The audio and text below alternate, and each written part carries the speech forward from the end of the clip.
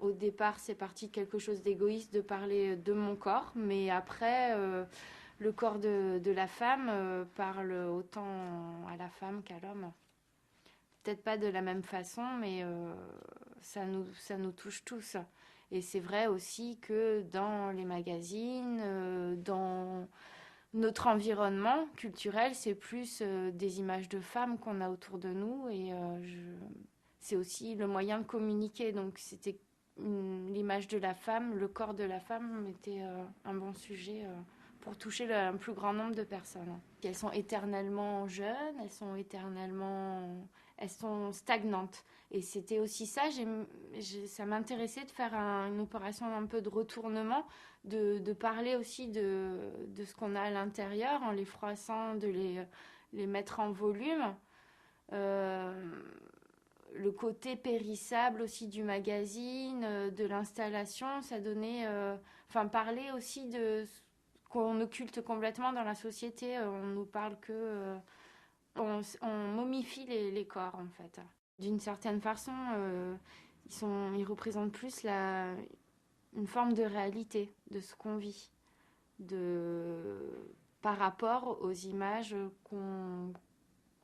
auxquelles on est confronté.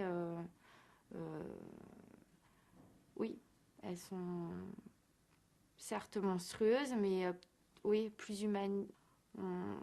Elles nous regardent, donc il y a une sorte de miroir, elles nous renvoient à ce qu'on est et on n'est pas parfait, on n'a pas toujours le même âge, on n'aura pas toujours le même corps.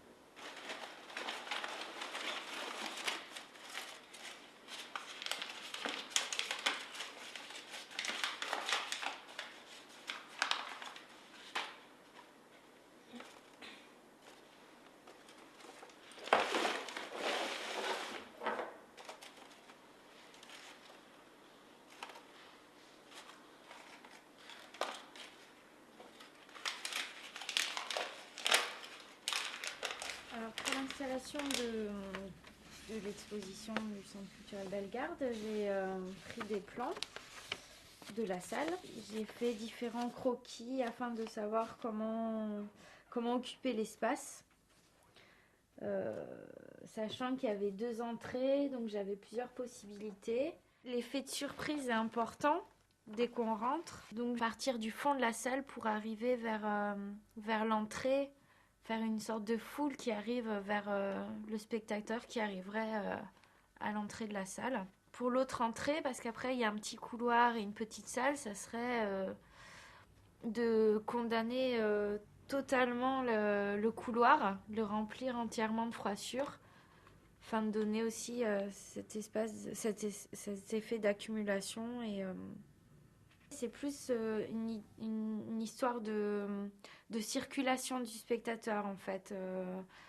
Comment il va évoluer avec ces froissures qui seront au sol. Alors essayer de créer un parcours, un cheminement, afin qu'il y ait différentes visions de sa part et une déambulation, différents points de vue où il peut s'arrêter. Et aussi grâce à cette autre condamnation, c'est une façon aussi de pouvoir les voir de dos, donc voir qu'elles sont creuses et voir entre guillemets l'envers du décor, que c'est juste du papier froissé. En fait.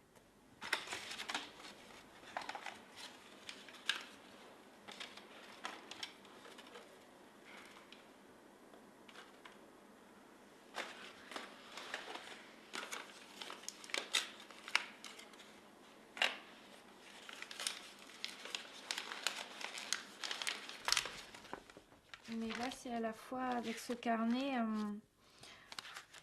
travail de recherche sur la matière du papier et sur la sélection aussi que j'ai fait des magazines que j'ai pris pour les froissures, avec tous les panels de papier, parce que chacun a son grain. Et forcément, il se travaille différemment. Il y en a certains qui n'étaient pas du tout intéressants, comme le L qui est trop fin et pas froissable. Par contre, le plus intéressant, c'était par exemple le magazine Citizen, qui est vraiment pas cher. Il y a énormément de pubs et la qualité du papier est épaisse et se froisse très bien et reste en place.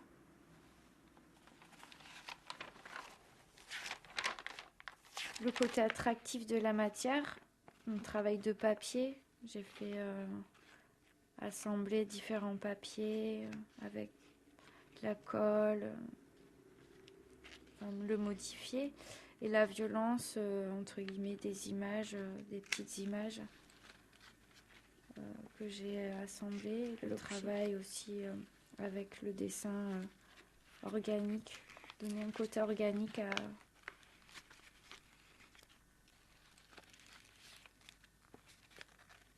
l'objet.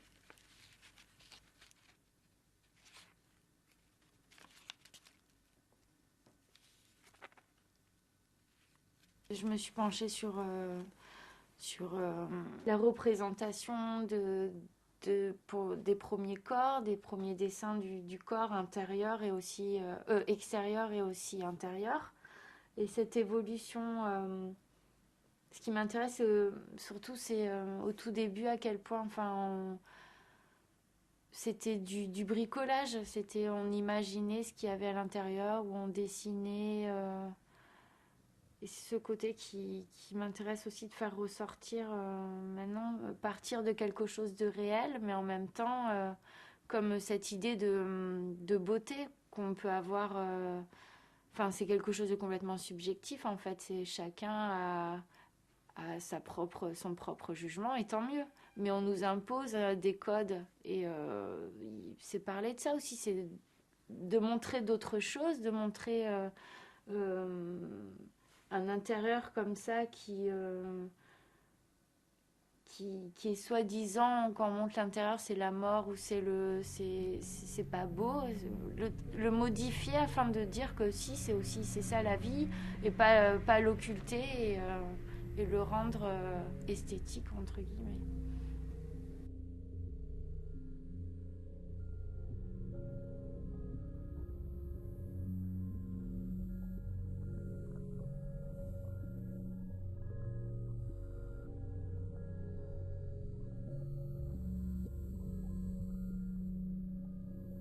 C'est coudre à la main. Il y a le geste qui est important.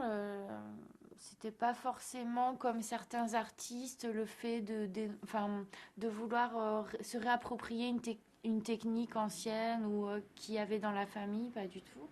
Mais c'était plus le fait de recoudre dans l'idée de réparer et dans l'idée de faire du volume, puisque le tissu aussi m'intéressait, le tissu en lien avec la peau, l'intérieur, l'organique, à faire des formes organiques avec le tissu et le fil.